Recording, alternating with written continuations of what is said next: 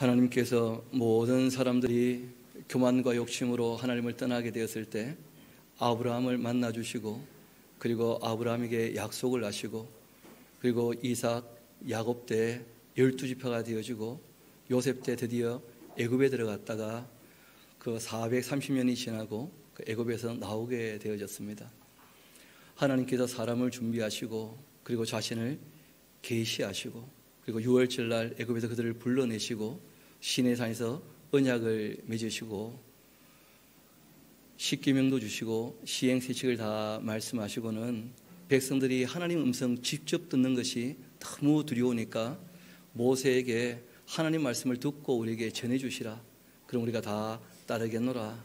그렇게 이제 얘기를 해서 하나님께서 모세를 부르시고 40일 동안 그 시내산에서 모세에게 십계명이 기록된 돌판도 주시고 또 레위기에 대한 법전도 다 말씀하여 주시고, 무엇보다 하나님과 함께 있는 것을 늘 경험할 수 있게 성막을 만들 수 있도록 하늘에 있는 그 성막의 그 모양을 다 보여주시면서 그 모형을 땅에 만들도록 그렇게 부탁을 하셨습니다. 그렇게 모세가 40일 동안 그 시내산 위에 있었던 이야기들을 우리가 한 3번에 걸쳐서 쭉 정리를 했는데, 문제는 하나님을 알려나고 있는 그 모세가 시내산에 있을 때 땅에 남아있는 사람들이 어떠했는가, 이걸 우리가 오늘 좀 살펴보고자 합니다. 32장, 33장, 이 34장, 이 세 장이 한 단락이 되어지는 그 내용들인데, 실제로 애굽에서 나온 지 50일이 되어서 시내산 언약을 맺었잖아요. 또 모세가 시내산에 올라간 지 40일이니까 40일 되기 전이었던 거예요.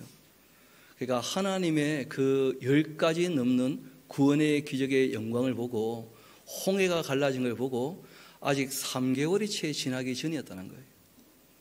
또 시내산 아래에서 직접 하나님의 음성을 들으면서 하나님과 인격적으로 약속을 맺은 것처럼 보이는 그 일이 있고, 한 달이 조금 더 지났을까 말았을까 그런 정도의 시간이 흘렀다는 거예요.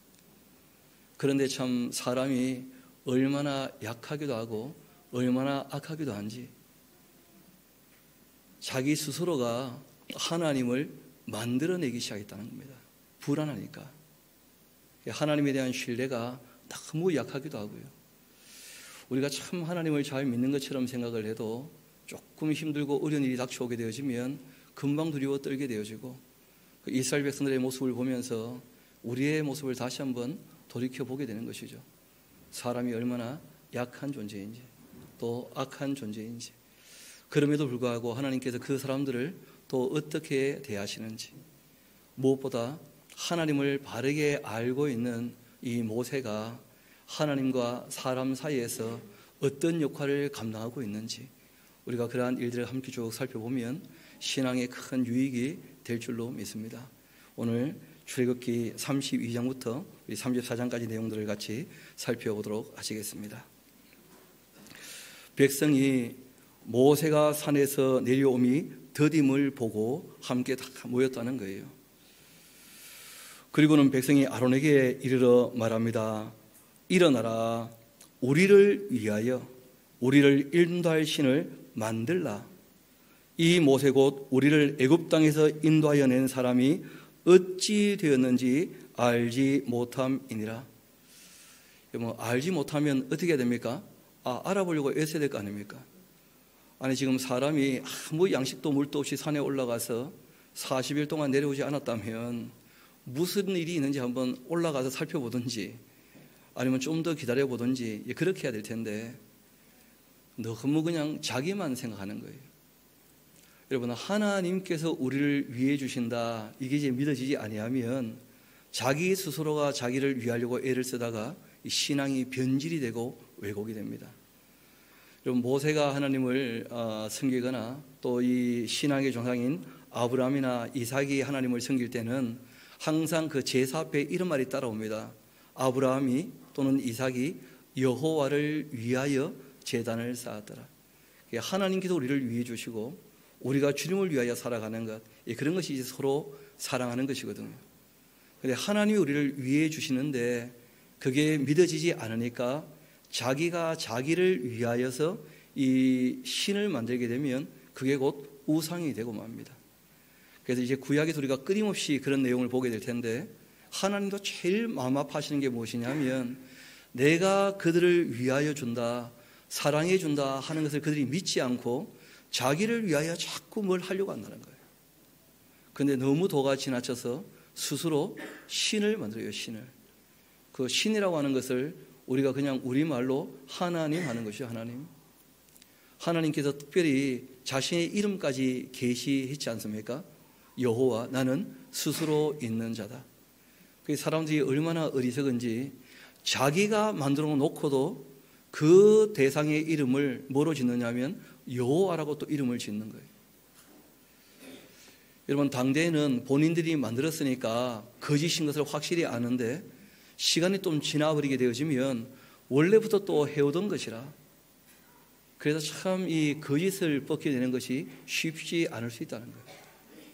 진리를 바르게 알지 않으면 거짓에 속아도 속은 줄을 모를 수 있다는 겁니다.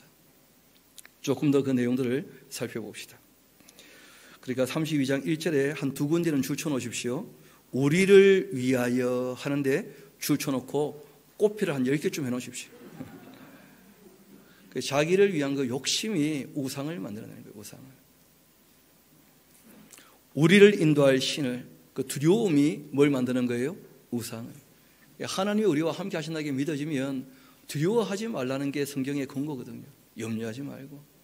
하나님 신뢰가 안 되니까 그런 공포 때문에 또는 자기 욕심 때문에 우상을 자꾸 만들게 되는 거예요. 그리고 또 알지 못함이니라 거기다가 주셔놓고 찾아봅시다 좀 적어놓으세요. 목사님이 주일날 예배 안 오면 바로 딴 사람 모시고 오지 말고 좀 찾아보세요. 좀. 너무 그렇게 우리 각박하게 살지 맙시다. 우리 교회는 전도사님 계시니까 아무 문제가 없겠죠. 그렇죠? 이어봅시다. 아론이 그들에게 말합니다. 그 너희의 아내와 자녀의 그 귀에서 금고리를 빼어 내게로 가져와라. 모든 백성이 그 귀에서 금고리를 빼어 아론에게로 가져옵니다. 아론이 그들의 손에서 금고리를 받아 부어서 조각칼로 또 새겨서 송아지 형상을 만들었다는 거예요. 하필이면 왜 송아지일까요? 애굽에서 400년 동안 봐온 게 송아지라. 그러니까 늘 봐왔던 것을 그대로 만들게 되는 겁니다.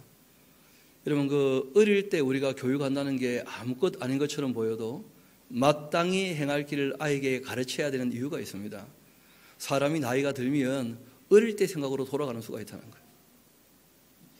그 이스라엘 백성들이 하나님의 영광을 다 보고서도 결국은 자기들 손으로 신을 만들 때는 뭘 만듭니까? 봐왔던 것. 송아지 우상을 만나요. 송아지 우상을.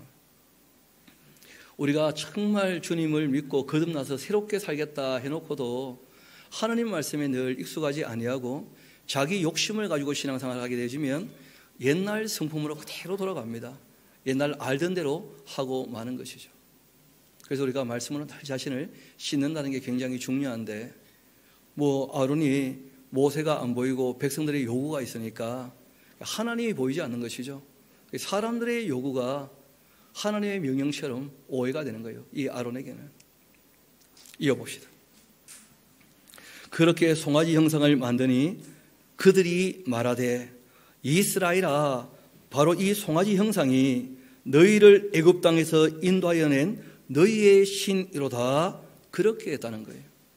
그럼 이런 것을 가지고 자기 마음에 나는 대로 생각한다는 거예요. 거짓이라는 게 딴 게 아니죠. 자기 마음에 나는 대로 책임지지 못할 사람들이 책임질 수 있는 것처럼 함부로 말하는 거다.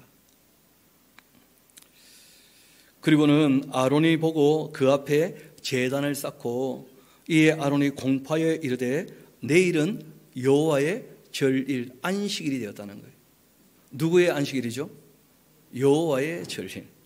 그러니까 하나님 앞에서 쉼을 가지며 예배하는 그런 기회가 이제 오게 되었는데, 문제는 그날 송아지 우상을 세워놓고 거기에서 잔치를 했다는 거 아닙니까?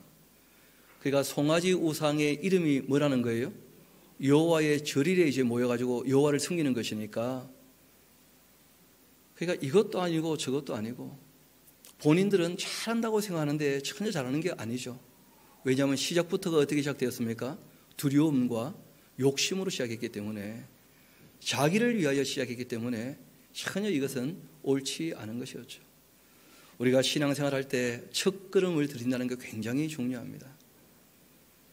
정말 하나님이 나를 위해 주신다, 사랑하신다, 은혜를 베푸셨다, 이게 믿어져서 우리가 정말 마음을 다하고 성품을 다하고 힘을 다하여 하나님을 사랑하며 주님을 위하여 사는가, 이것과 하나님은 무조건 나를 도우셔야 된다 하고 자기를 위하여 하나님 앞에 나오는 것은 천차만별이라는 거예요. 전혀 다르다는 거예요. 천지차이죠, 완전히. 좀 더 이어봅시다. 그 다음 날이었습니다. 그들이 일찍이 나와, 그러니까 우상을 섬겨도 일찍이 나옵니다. 이러면 하나님이 섬기는데 정신 차려야 됩니다. 우상을 섬겨도 일찍이 나온다는데, 번제를 드리며 화목제를 드리고는 백성이 앉아서 먹고 마시고 일어나 뛰놀았다는 거예요. 얼마나 신이 나는지. 왜냐하면 자기 마음에 딱 맞는 신이거든요. 자기가 만들었으니까. 그러니까 그 앞에서 얼마나 즐거워지 뭐 스스로가. 그런데 문제는 그것이 하나님 마음을 너무 아프게 했다는 거예요. 하나님 마음을. 여호와께서 모세에게 말씀하십니다. 모세는 지금 모르고 있잖아요. 하나님은 다 알고 계시고, 너 내려가라. 그 다음에 거기 좀 표시를 해놔야 되는데요. 하나님께서 지금 이스라엘 백성들에게 하나님의 백성이라 이런 말씀하지 않으십니다. 모세 너가 애굽 땅에서 인도하여 낸 모세 너의 백성이 부패하였다. 하나님께서 이스라엘은 내 백성 아니라는 거예요. 얼마나 속이 상하는지. 모세 너의 백성이다 말이에요. 저것들이 다 부패했다. 그렇게 말씀을 하시는 거예요. 문제는 모세는 영문을 전혀 모르는 거예요. 대체 무슨 일인지. 하나님 갑자기 아니 그 대화 잘 하시다가 버럭 화를 내시니까 모세가 뭐 깜짝 놀랐죠. 무슨 일인지. 그들이 내가 그들에게 명령한 길을 속히 떠나 자기를 위해서 송아지를 부어 만들었다. 내가 그들을 위해 주고 있는데 자기를 위하여. 그것을 예비하며 그것에게 제물을 드리며 말하기를 이스라엘아 이는 너희를 애굽 땅에서 인도하여 낸 너희 신이라 그렇게 하고 있다. 하나님 말씀 들어보니까 하나님 마음 상할 만도 하신 거예요. 모세가 봐도 사람들이 너무한 것이죠 뭐. 그리고 여호와께서 또 모세에게 이런 말씀하십니다.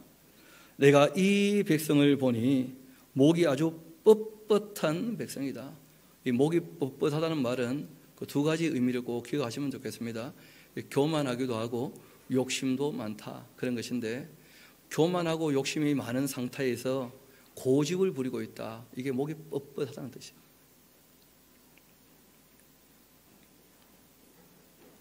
너무 자기만을 위해 산다는 거예요, 사람들이.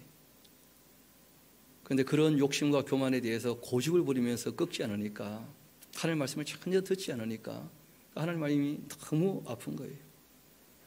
내가 명령한 길을 속히 떠나다, 속히. 그런즉 내가 하는 대로 그냥 두어라.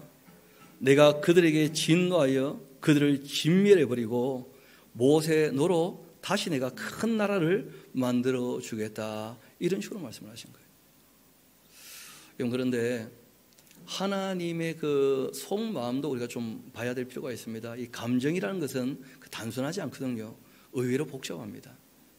하나님께서 정말 이스라엘을 진멸해 버리고자 하는 목적을 갖고 계신다면 굳이 모세에게 말할 필요가 있습니까? 없습니까? 죽여버리면 끝나는 거 아니겠어요? 그런데 모세에게 하나님의 그 속마음을 다 얘기하는 마음이 있습니다. 그게 무엇이냐면 내 마음을 좀 알았다고 한다면 내 마음을 좀 더 살펴가지고 누가 나를 좀 말려주면 좋겠다는 거예요. 하나님이 인격이시거든요. 명분이 좀 있어야 어떻게 할 수 있습니까? 참을 수가 있는 거예요. 그래서 일부러 모세에게 있는 그대로를 다 얘기를 하는 거예요. 우리도 사이가 원만하게 되어지면 속에 있는 얘기를 다 합니까? 안 합니까? 속에 있는 얘기를 하는 이유가 뭐예요? 자기가 누구 때문에 마음 상했는데 그 얘기를 쭉 틀어놓는 이유가 뭡니까? 가서 좀 때려달라는 겁니까? 아니면 나를 좀 이해해주고 내 마음 풀어달라는 겁니까? 그래서 얘기를 하는 것이거든요. 하나님께서 모세에게 자기 속에 있는 마음을 다 얘기하는 거예요. 내가 이렇게 지금 속이 너무 상한다. 그냥 저 목이 뻣뻣한 것들 다 죽여버리면 좋겠다. 그냥 너무 하는 거 아니냐. 왜냐하면 하나님의 영광을 보고 약속한 지가 얼마 안 되었잖아요. 그때 이 모세가 그 하나님 마음을 조금 헤아리게 된 겁니다. 이어봅시다. 모세가 그 하나님 여호와께 구하여 이르되 여호와여 어찌하여 큰 권능과 강한 손으로 애굽 땅에서 인도하여 내신 주의 백성에게 진노하시나이까. 어찌하여 애굽 사람들이 이르기를 여호와가 자기의 그 백성을, 서로 누구 백성이랍니까? 모세는 하나님 백성 아닙니까? 왜 그렇게 얘기하십니까? 그 여호와께서 자기의 그 백성을 산에서 죽이고 지면에서 진멸하려는 악한 의도로 인도되었다고 그렇게 오해하게 하려고 하십니까? 사람들이 안 그래도 하나님에 대한 오해가 많고 스스로 신을 만드는 지경인데 하나님에 대한 오해가 많아집니다. 그렇지 않으시면 참 좋겠습니다. 하나님의 능력으로 불러내셨는데 다 여기서 죽어버렸다면 그 다음 소문이 어떻게 나겠습니까? 모세가 그렇게 하나님 입장을 말씀 여쭈면서 그 마음을 좀 풀어드리려고 애를 쓰는 거예요. 주의 맹렬한 노를 그쳐주시고 뜻을 돌이키사 주의 백성에게 이 화를 내리지 마옵소서. 특별히 비장의 카드가 하나가 있죠. 그렇죠? 하나님이 아브라함과 이삭에게 야곱에게 맺었던 은혜의 언약이 있어요. 은혜의 언약이. 주의 종 아브라함과 이삭과 이스라엘을 기억해 주시고 주께서 그들을 위해서 주를 가리켜 맹세하여 이르시기를 내가 너의 자손을 하늘의 별처럼 많게 하고 내가 허락한 이 온 땅을 너희의 자손에게 주어 영원한 기업이 되게 하리라. 그렇게 하셨지 않습니까? 그러니까 내 후손이 큰 나라 되는 것, 이게 중요한 게 아니고 하나님이 아브라함, 이삭, 야곱에게 약속하셨던 그 약속이 이루어지도록 하나님 제발 좀 그 노염을 거두어 주시면 좋겠습니다. 여러분, 이렇게 모세가 하나님께 아랠 수 있는 이유가 있습니다. 우리가 이제 오늘 차장 예배 때 다 살펴보게 될 텐데 하나님 하신 말씀 중에 모세가 하지 않은 게 아무것도 없었다는 거예요. 여러분, 이게 기도의 대원칙이죠. 하나님이 모세의 음성을 들어주시는 이유가 딸리 있는 게 아닙니다. 모세가 먼저 하나님 말씀을 다 듣고 따르기 때문에. 그런 자세가 있기 때문에 하나님의 속마음도 헤아리는 겁니다. 진짜 이스라엘 백성을 죽일 것 같으면 끝내버리시지 왜 굳이 나에게 그런 말씀을 하실까? 여기까지 생각이 다 미치는 거예요. 그래서 주님의 그 뜻을 쫓아 하나님께 말씀을 아뢰는 겁니다. 실상은 그렇지 않은 마음이 있다는 걸 제가 다 알고 있다는 거예요. 아브라함과 이삭과 야곱을 생각하시는 하나님께서 그 자손에 대하여 속이 그만큼 상하셨지만 그래도 개선의 여지가 있다면 또 용서할 마음이 있다는 걸 알 테니까, 그러니까 이 모세가 그렇게 말씀을 아뢰는 겁니다. 주님의 뜻을 쫓아서. 거기에 대하여 응답하여 주시죠. 우리 14절은 같이 한번 읽어볼까요? 시작. 여호와께서 뜻을 돌이켜사 말씀하신 화를 그 백성에게 내리지 아니하시니라. 그렇게 되어 있습니다. 이 모세의 기도가 진짜 응답을 받은 것이죠. 모세가 돌이켜 산에서 내려오는데 두 증거판 돌로 된 것이죠. 그 손에 있고 그 판의 양면 이쪽 저쪽에는 그 십계명이 다 기록이 되어 있었습니다. 그 판은 하나님께서 만드신 것이었는데 글자도 하나님께서 직접 다 쓰셔서 판에 새겨주신 것이었습니다. 그러니까 굉장히 귀한 것 아니겠습니까? 여호수아가 백성들의 요란한 소리를 듣고 모세에게 말하되 진중에서 싸우는 소리가 나는 것 같습니다. 실제로는 뭐 하고 있는 거죠? 앉아서 먹고 마시고 뛰어놀면서 있는데, 그런데 뭐 그 현장을 못 보면 시끌시끌하니까 뭐 싸움이 일어났는가? 제가 보니까 경상도 사람들은 대화를 하는데 서울 사람들이 보기에는 항상 싸운다, 그렇게 얘기를 해요. 제가 기숙사 가서 부산 친구 만나가지고 우와 이 문디 자식아 왔나? 막 그러니까 우리 방 찾아와서 싸움 났나? 하면서 물어보는 거예요. 사람들이 뭐 그러는 거죠. 뭐 사정을 모르면. 모세가 말합니다. 이상하다. 이거는 승전에서 부르는 그런 노래도 아니고 승전가도 아니고 또 폐하여 부르짖는 슬픈 소리도 아니고 내가 듣기에는 뭐 즐거워가지고 노래 부르면서 노는 소리 같은데 하고 얘기를 한 거예요. 진해에 가까이 이르게 되자 그 송아지와 그 춤추는 것들을 보고 크게 노하게 되었다는 거예요. 그러니까 모세가 하나님께 듣기만 했을 때는 이렇게 심각하다고 생각을 못했던 것 같아요, 보니까. 그런데 현장에 보니까 모세도 뭐 얼마나 마음이 타오르는지 하나님의 분노 같은 분노가 자기에게 있게 된 거예요. 손에서 그 판들을 산 아래에 던져 깨뜨렸다는 거예요. 사람에게 안 드셨으니까 다행이지, 그렇죠? 모세가 얼마나 화가 나는지. 아니, 그 판이 어떤 판입니까? 하나님이 직접 판해가지고 글 써주신 판인데 그걸 집어던진 거예요. 이때 모세가 80이 되신 분이시거든요. 모세도 대단하신 분이에요. 그런데 이런 분노는 정당한 분노죠, 뭐. 그러나 정당한 분노를 알지라도 행동은 좀 지나친 거예요, 어떻게 보면.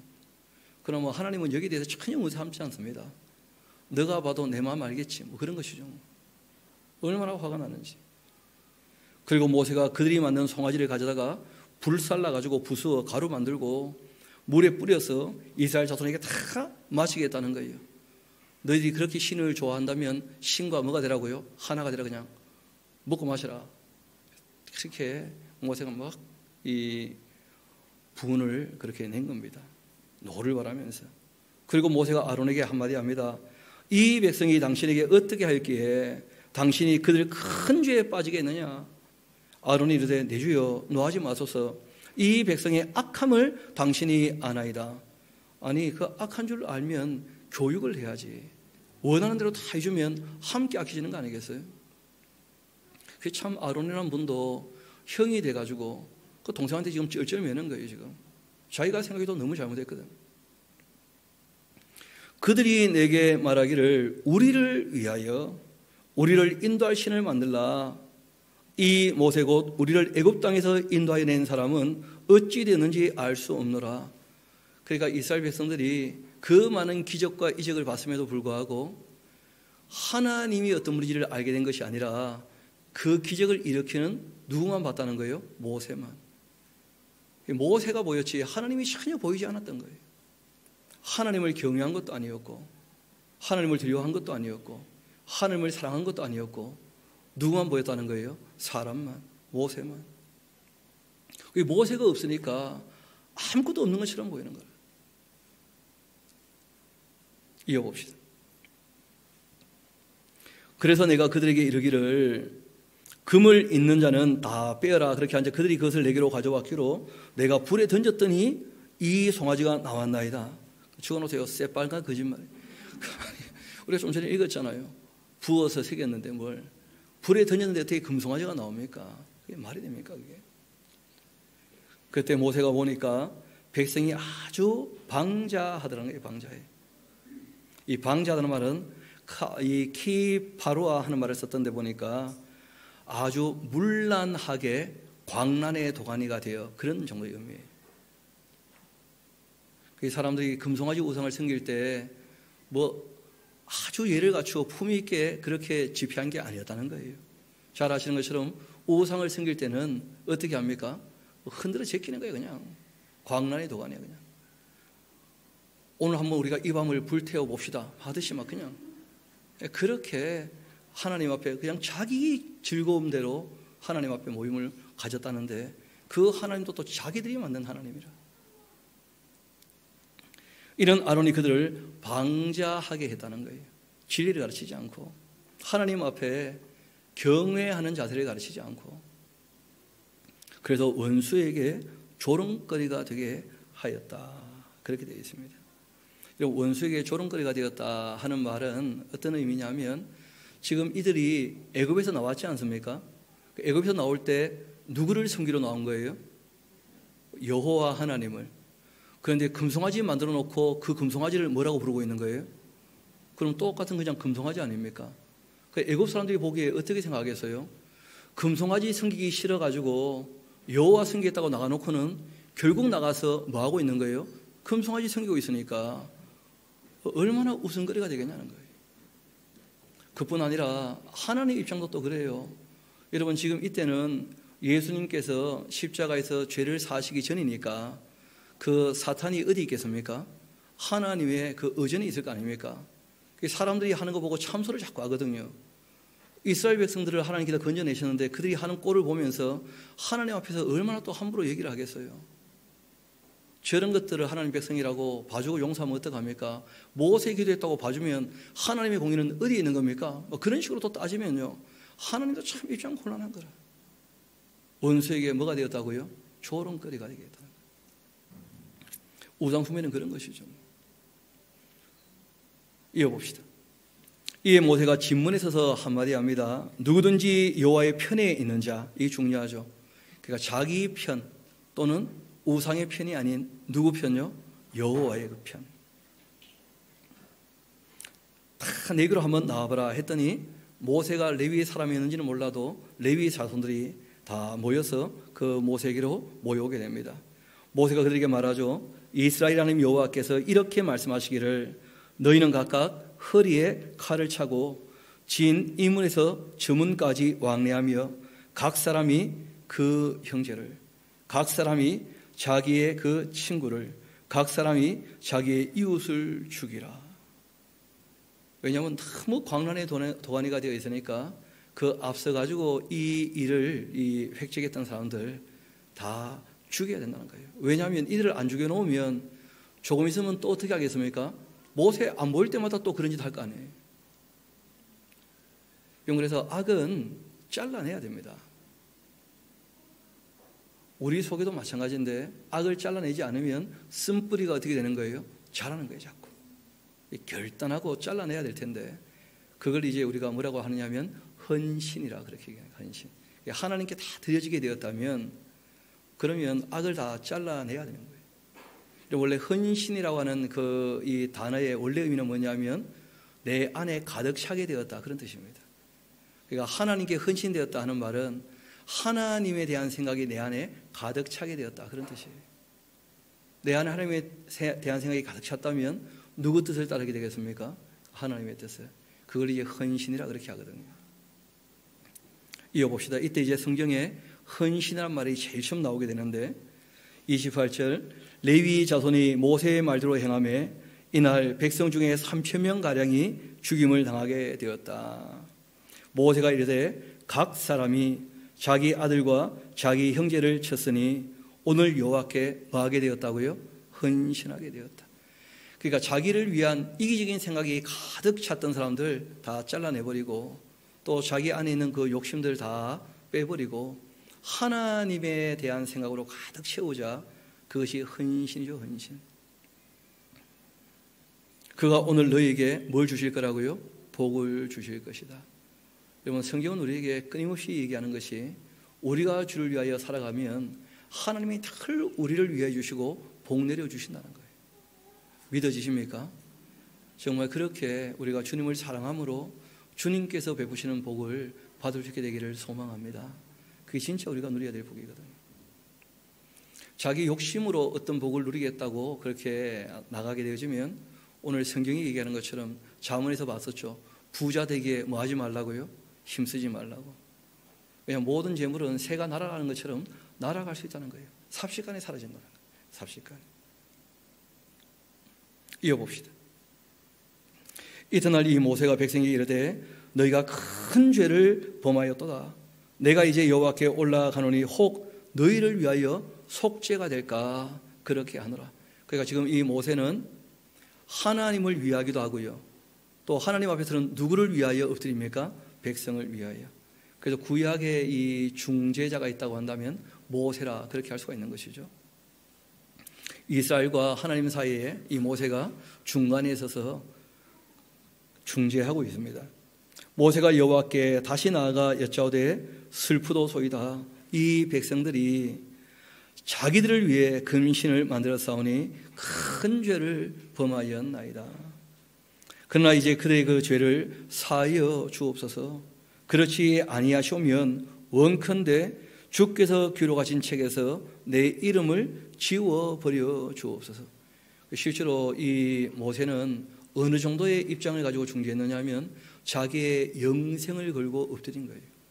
이것을 자기 민족을 사랑하는 그 모세의 마음이라 우리가 읽을 수 있는 것이죠.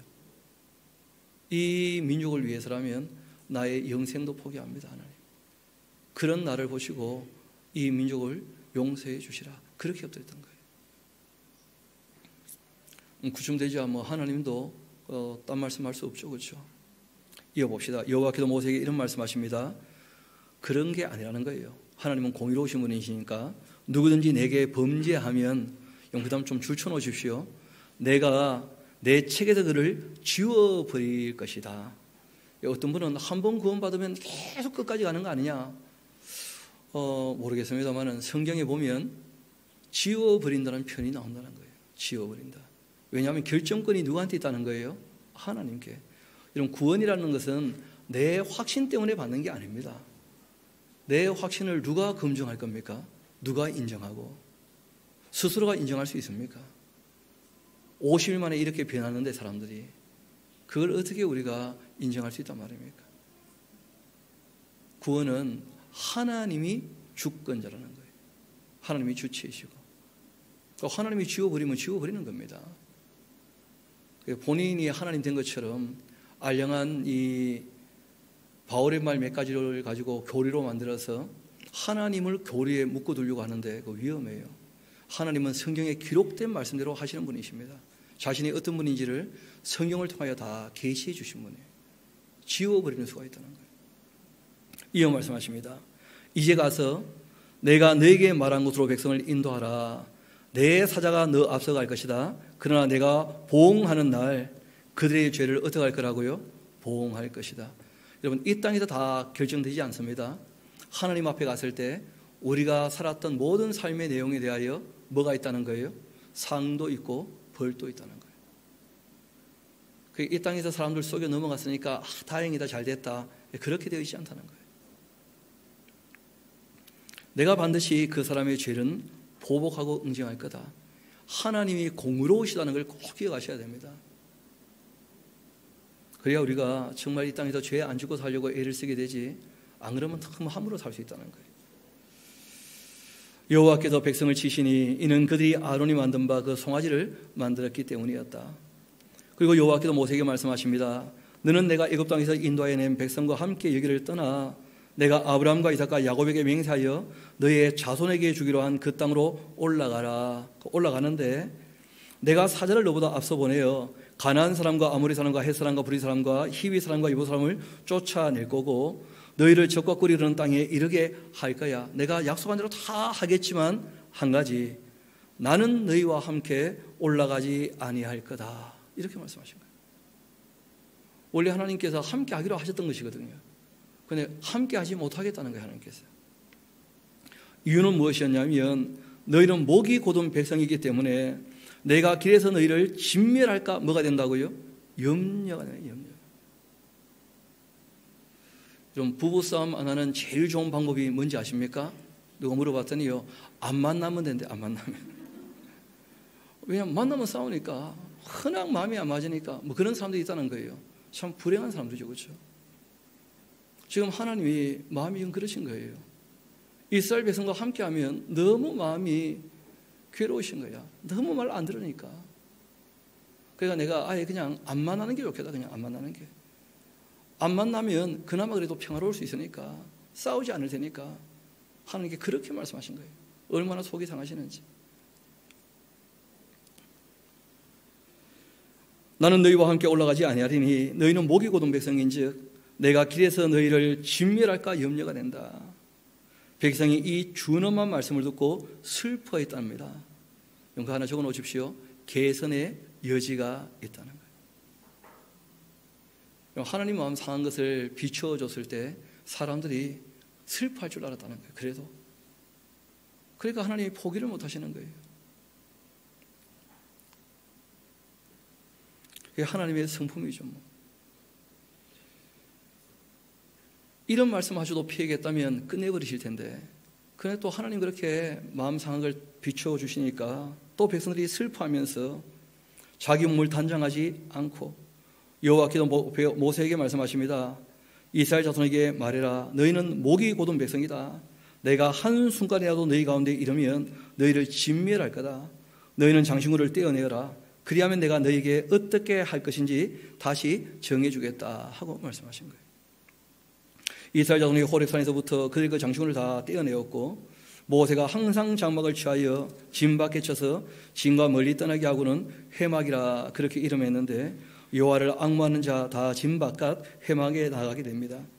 모세가 회막으로 나갈 때 백성이 다 일어나고 자기 장막 문에 서서 이 모세가 회막에 들어가기까지 바라보면서 모세가 회막에 들어갈 때에 구름 기둥이 내려 회막 문에 서며 여호와께서 모세와 말씀하셨습니다. 모든 백성이 회막 문에 구름 기둥이 서 있는 것을 보고 다 일어나 각기 장막 문에 서서 예배하며 하나님께 예를 갖추어 절했다 하는 것이 예배죠. 사람이 자기 친구와 얘기한 같이 여호와께서 모세와 대면하여 말씀하셨는데 여러분 거의 모세가 유일합니다. 이런 것은 모세는 진으로 돌아오나 논의 아들 젊은 수종자 여호수아는 회막에서 떠나지 아니합니다. 이 모세가 여호와께 아뢰입니다. 보시옵소서.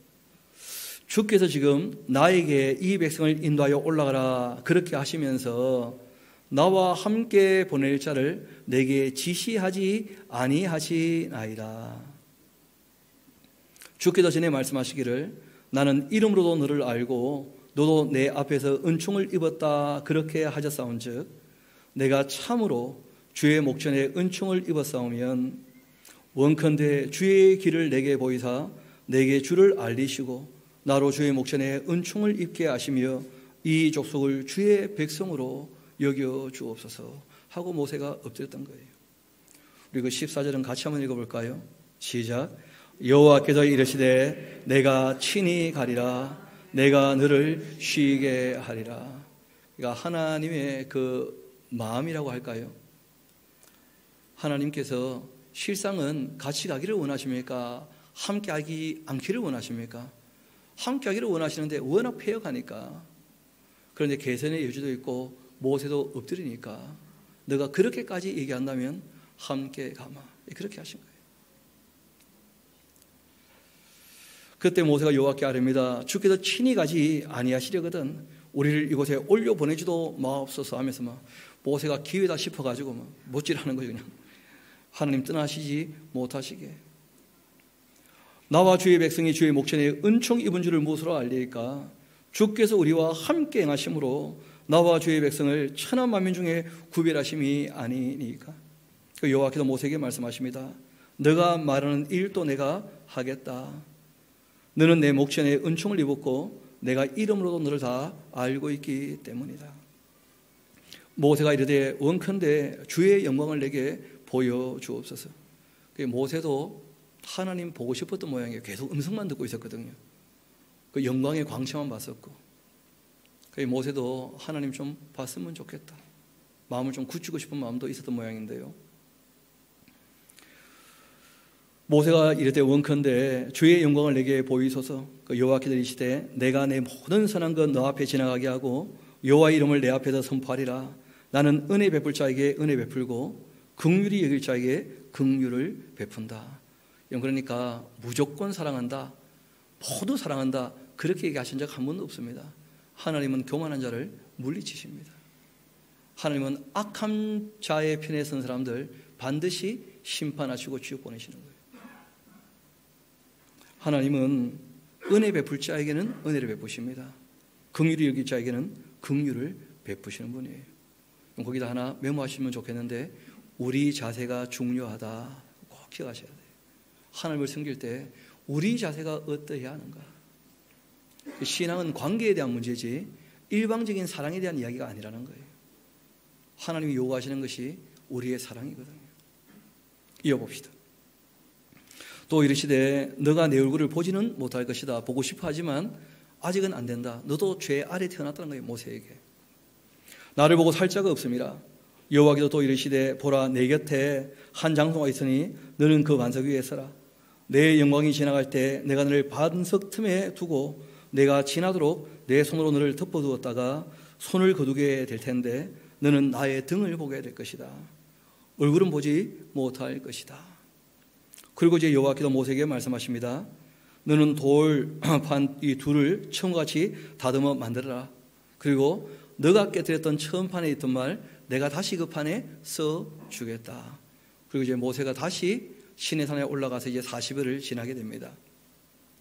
아침까지 준비하고 아침에 시내산에 올라 산 꼭대기에서 내게 보이되 아무도 너와 함께 오르지 말며 온 산에 아무도 나타나지 못하게 하고 양과 소도 산 앞에서 먹지 못하게 해라. 모세가 돌판들을 처음것과 같이 깎아 만들고 아침에 일찍 일어나 그 두 돌판을 손에 들고 여호와의 그 명령대로 시내산에 올라가니 여호와께서 구름 가운데서 강림하사 그와 함께 거기에 서서 여호와의 이름을 선포하셨습니다. 굉장히 중요한 내용이 나오는데 하나님이 어떤 분인지를 비춰주시는 거예요. 여호와께서 그의 앞을 지나시며 선포하시되 여호와라 여호와라 나는 자비롭고 은혜롭고 노하기를 더디하고 인자와 진실이 많은 하나님인데 그 인자를 천대까지 베풀며 악과 과실과 죄를 용서할 것이다. 그런데 줄을 하나 쳐놓으셔야 합니다. 용서는 하지만 벌을 면제하는 것은 아니라는 거예요. 벌을 내리시는 이유가 있습니다. 돌이키라고 고치라고. 벌을 면제하지 않습니다. 그럼 죄의 사함을 받았다는 것과 벌이 면제받았다는 것은 전혀 딴 문제입니다. 벌은 내가 면제하지 않을 거다. 아버지의 악행을 자손 3, 4대까지 보응할 거예요. 모세가 급히 땅에 엎드려 경배하면서 그 하나님 말씀을 듣자 모세가 엎드려 경배했죠. 이제 주여 내가 주께 은총을 입었거든 원하건대 주는 우리와 동행하여 주옵소서. 이는 목이 뻣뻣한 백성입니다. 우리의 악과 죄를 사하시고 우리를 주의 기업으로 삼아 주옵소서. 그때 여호와께서 또 말씀하십니다. 보라 내가 언약을 세우는데 곧 내가 아직 온 땅 아무 국민에게도 행하지 아니한 이적을 너희 전체 백성 앞에 행할 것이다. 너가 머무는 나라 백성이 다 여호와의 그 행하심을 보게 될 텐데 내가 너를 위하여 행할 일은 아주 두려운 것일 것이다. 이 가나안 땅에 들어가서 있을 일들은 아무에게도 행한 적이 없는 아주 특별한 일들일 거라는 거예요. 여리고 전쟁부터 시작해서 가나안 땅에서 있을 일들이. 너는 내가 오늘 너에게 명령하는 것 같이 삼가 지키라. 보라 내가 너희 앞에서 아모리 사람과 가나안 사람과 헷 사람과 브리 사람과 히위 사람과 이부 사람을 쫓아낼 것인데 우리 그 12절 좀 박스를 쳐놓고 같이 한번 읽어봅시다. 시작. 너는 스스로 삼가 너가 들어가는 땅의 주민과 언약을 세우지 말아라. 그것이 너에게 올무가 될까 하노라. 하나님과 언약을 맺었다면 우선순위는 늘 거기 있는 것입니다. 애굽에서 나왔다면 애굽으로 다시 돌아가서는 안 되는 것이고 가나안 사람들은 죄악이 지금 어떻습니까? 관영한 사람들 아닙니까? 그래서 하나님이 그들을 진멸하려고 하시는 것이거든요. 그러니까 그 악한 사람들과 약속을 맺으면 똑같이 어떻게 되는 겁니까? 악하게 되는 거예요. 그래서 나와 약속을 맺었다면 그러면 악한 자들과는 다시 약속을 맺어서는 안 되는 것 아니냐. 그래서 아주 하나님께서 단단하게 말씀하신 거예요. 그들과는 언약을 세우지 말라. 만약에 언약을 세우게 되면 그게 뭐가 된다고요? 올무가 되고 말 거라는 거예요. 올무가. 너희는 도리어 그들의 제단을 헐어버리고 그들의 그 주상을 깨뜨리고 그들의 아세라상을 찍어버려야 한다. 사람이 만든 신들이 실제로는 엄청 많다는 거예요. 그런 것들을 다 어떻게 하라는 거예요? 다 없애버리라는 거예요. 왜냐하면 사람이 만든 신은 우상일 뿐 아니라 여러분 사람이 교만한 것도 문제인데 스스로 신을 만들었다면 신이 큰 거예요? 사람이 큰 거예요? 그러니까 사람이 만든 신은 사람보다 클 수 없다는 거예요. 그러니까 스스로 속이는 것이죠. 자기가 어떤 도움을 바래서 스스로 신을 만들었다면 아니 스스로도 안 되는 문제를 자기가 만든 신이 어떻게 도울 수 있습니까? 그게 스스로 속이는 게 다. 하나님께 은혜를 받아야 되는 것이거든요. 하나님께 은혜 받고 복 받는 길은 딴 데 있는 것이 아닙니다. 우리가 이미 앞에 다 살폈던 것처럼 하나님을 사랑하면서 그 계명을 따라 산다면 주께서 우리를 위해 주신 줄 확실히 믿고 정말 주님을 위하여 살아간다면 하나님이 은혜 베푸시고 복 주시는 줄 믿습니다. 그런 복을 다 누릴 수 있게 되기를 소망합니다. 우리 다시 한번 말씀으로 돌아갑시다.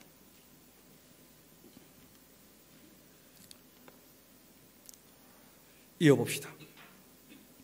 13절 너희는 도리어 그들의 그 제단을 헐고 그들의 주상을 깨뜨리고 그들의 아스라상을 찍어라. 너는 다른 신에게 절하지 말아라. 그리고 하나님께서 자신의 성품을 다시 한번 말씀하셔요. 자비롭고 은혜롭고 노하기를 더디하기도 하시지만 질투라 이름하는 질투의 하나님이다. 여호와 칸나, 하나님께 뭐가 있다는 거예요? 질투가 있다는 거예요. 하나님의 인격이시라는 거예요. 인격. 무조건 사랑한다, 그런 이상한 말 하면 안 돼요. 성경은 한 번도 그런 식으로 얘기한 적이 없습니다. 무조건 사랑하는 존재라면 자기가 만든 하나님일 겁니다. 하나님이 나한테 이렇게 하면 좋겠다, 자기 스스로 만들어 놓은 하나님이에요. 하나님은 그런 분이 아니십니다. 하나님은 질투라 이름하는 질투도 있으신 분이라는 거예요. 그래서 천국도 있지만 뭐도 있는 겁니까? 지옥도 있는 거예요. 너는 삼가 그 땅 주민과 언약을 세우지 말지니 이는 그들이 모든 신을 음란하게 섬기며 그의 그 신들에게 제물 드리고 너를 청하면 너가 그 제물을 먹을까 염려가 된다. 또 너가 그들의 그 딸들을 너의 아들들의 아내로 삼음으로 그들의 딸들이 그들의 신들을 음란하게 섬기며 너의 아들에게 그들의 신들을 음란하게 섬기게 할까 참 염려가 된다.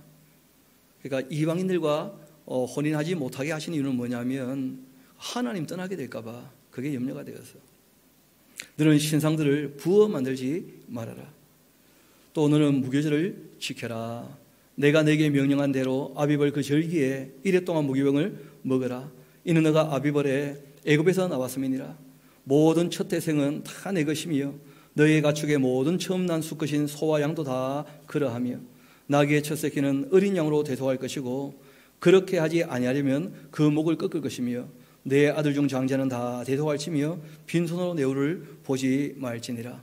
우리가 이미 앞에 다 읽었던 내용을 다시 한번 간추려 기록해 놓은 것인데요. 21장, 22장, 23장 하나님께서 직접 말씀하셨던 시행세칙이 다 있지 않습니까? 결국은 내가 너희들에게 했던 말들을 잘 지켜야 되는데 그러기 위해서 제일 먼저 할 것이 있다는 거예요.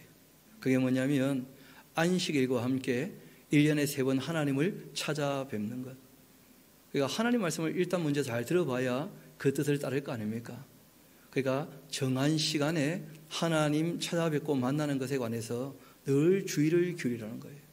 하나님을 떠나 살지 않도록. 좀 더 이어봅시다. 20절 나귀 첫 새끼는 어린 양으로 대속할 것이며 20절 그렇게 하지 아니하면 그 목을 꺾을 것이고 너희의 아들 중 장자는 다 대속할지며 빈손으로 내 얼굴을 보지 말아라. 너는 엿새 동안 일하고 일곱째 날에는 쉴지니 밭갈 때에나 거둘 때에도 쉴지며 77절 곧 이 맥추의 초실절을 지키고 새 말에는 수장절을 지켜야 한다. 너희 이 모든 남자는 매번 이 3번씩, 그러니까 6월절 그리고 오순절 맥추절이죠, 그렇죠? 그리고 이제 그 마지막 초막절 이렇게 3번은 주 여호와 이스라엘 하나님 앞에 보여야 한다. 내가 이방 나라들을 너희 앞에서 쫓아내고 너희의 지경을 넓힐 텐데 너가 매년 3번씩 여호와 내 하나님을 뵈려고 올 때 아무도 너희 땅을 탐내지 못할 것이다. 너는 나의 제물의 그 피를 유교병과 함께 드려서는 안 된다. 이거는 뭐 앞에 다 설명이 있는 내용이기도 한데 무교병 하는 것이 그 불순물이 첨가 안 된 것이죠, 그렇죠? 하나님 앞에 나올 때는 깨끗하게. 그래서 제물의 피를 유교병과 함께 드려서는 안 된다. 6월절 제물은 아침까지 두지도 말고 내 토지 손에 처음 익은 것을 가져다가 내 하나님 여호와의 전에 드릴지며 처음 익은 것 하는 것은 정성이라 하는 말씀을 드렸었죠. 너는 염소 새끼를 그 어미젖에 삼지 말아라. 너무 잔인하게 하지 마라, 이런 뜻입니다. 여호와께서 모세에게 이르시되 너는 이 말들을 다 기록을 해둬라. 내가 이 말들의 뜻대로 너와 이스라엘과 언약을 세웠습니다. 그러니까 말에 매여 있다는 뜻이 아닙니다, 그렇죠? 이 말들에게 포함된 뭐가 있다는 거예요? 뜻이 있다는 뜻. 하나님의 그 뜻이, 마음이. 결국은 이 모든 게 무엇 때문에 하신 말씀입니까? 하나님을 사랑하고 사람을 사랑하게 하시려고. 심지어는 동물들에게도 긍휼히 여기는 마음이 필요한 것이죠. 28절입니다. 모세가 여호와와 함께 40일 40야를 거기 있으면서 떡도 먹지 아니했고 물도 마시지 아니했고 여호와께서는 언약의 말씀 그 십계명을 그 돌판에 또다시 기록해 주셨습니다. 모세가 그 증거의 두 판을 모세의 이 손에 들고 시내 산에서 내려왔는데 그 산에서 내려올 때에 모세는 자기가 여호와와 말하였기 때문에 얼굴 피부에 뭐가 났다는 거예요? 광채가. 처음 올라갔다 왔을 때에는 광채가 나기도 전에 화부터 냈잖아요, 그렇죠? 이번에는 올라갔다가 내려올 때 참 마음이 평온했는지, 또 하나님을 만나 뵈니까 하나님의 별명 중에 빛이라 하는 그런 별명이 있거든요. 하나님을 40일 만나 뵙고 오니까 얼굴에서 빛이 나타나요, 빛이. 저는 얼굴에 빛이 나지 않고 저는 반사 같다고 그러는데 얼굴에 빛이 나타난 거예요. 문제는 얼굴에 빛이 나니까 사람들이 또 모세에게만 주목할까, 이게 모세가 염려가 되는 거예요. 그래서 모세가 수건으로 자기의 얼굴 빛을 가리게 된 것이죠. 처음부터 가린 것은 아니었습니다. 나중에 이제 이 바울은 그 일을 조금 달리 해석을 합니다. 모세가 자기 얼굴을 자꾸 가리다 보니까 구약에 모세를 통하여 하신 말씀도 수건에 덮여서 가려진 것 아닌가. 그래서 예수님이 오셔가지고 그 수건을 다 벗겨가지고 진리를 온전히 드러내셨으니까 우리가 이제 온전히 드러난 진리를 따라 살아야 한다 하고 이제 고린도 후서에서 이 바울이 얘기하는 것을 보게 되거든요. 좀 더 이어봅시다. 30절. 아론과 온 이스라엘 자손이 모세를 볼 때 모세의 얼굴 피부에 광채가 남을 보고 그에게 가까이 하기를 두려워하기도 하고, 또 모세가 그들을 부르매 아론과 회중의 모든 어른이 모세에게로 오고 모세가 그들과 말하니까 그 후에야 이스라엘 자손이 가까이 오는지라. 모세가 여호와께서 시내산에서 자기에게 이르신 말씀을 다 그들에게 명령하고는 모세가 그들에게 말하기를 마치고 수건으로 자기 얼굴을 어떻게 했습니까? 가렸다는 거예요. 그리고는 이제 모세가 여호와 앞에 들어가 함께 말할 때에는, 하나님 앞에 나갈 때에는 그 수건을 벗고 있다가 또 말씀하신 그 명령을 백성들에게 전할 때에는 다시 얼굴을 어떻게 했습니까? 가렸다는 거죠. 35절 봅시다. 이스라엘 자손이 모세의 얼굴에 광채를 보므로 모세가 여호와께 말하러 들어가기까지 다시 수건으로 자기의 얼굴을 어떻게 했습니까? 가렸다는 거예요. 모세는 이스라엘 백성들을 위하여 배려했던 것이었고, 바울이 얘기하고자 하는 것은 뭐냐면 그렇게까지 모세가 하나님 말씀을 받아 전해줬는데 이스라엘 백성들이 전혀 하나님 말씀을 이해했다는 겁니까? 이해하지 못했다는 겁니까? 그 뜻을 알지 못했었다는 거예요. 그래서 예수님께서 직접 오셔가지고 그 하나님의 사랑이 무엇인지를 보여주시고 죽기까지 하심으로 말미암아 비로소 이제 그 베일이 벗겨진 거예요. 하나님이 하신 말씀은 명령이나 아니면 억지나 아니면 강제나 강압이나 그런 게 아니었다는 거예요. 정말 사랑해서 자원하에 따르게 되어지면 하나님의 사랑을 경험할 수 있는 복되신 말씀인 줄 믿습니다. 그렇게 수건이 가려져야지만, 수건이 벗겨져야지만 그 모든 게 다 보이게 되는 것이죠. 저도 여러분도 이제 앞으로 말씀을 살필 때마다 정말 이 수건이 다 벗겨져서 이 성경을 펼쳐 읽을 때 하나님의 사랑의 말씀을 늘 들을 수 있게 되기를 소망합니다. 우리 함께 기도하도록 하시겠습니다.